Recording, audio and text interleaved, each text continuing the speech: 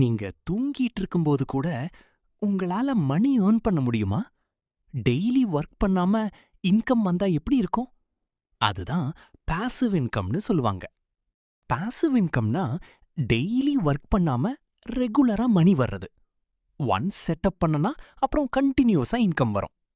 எக்ஸாம்பிள்க்கு dividend from stocks, rental income, YouTube income, mutual fund returns இது எல்லாம் passive இன்கம்ஸோட examples.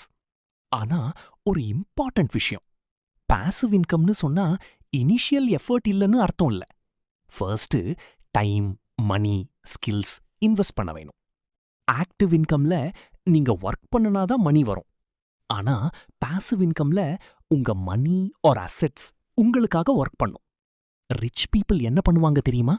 Salary மேல depend ஆகாம multiple passive income sources build பண்ணுவாங்க. So income earn பண்ண மட்டும் யோசிக்காம இன்கம் சோர்சஸ் பில்ட் பண்ண ஸ்டார்ட் பண்ணுங்க. நெக்ஸ்ட் வீடியோல ஃபைனான்ஷியல் ஃப்ரீடம்னா என்னன்னு பாப்போம்.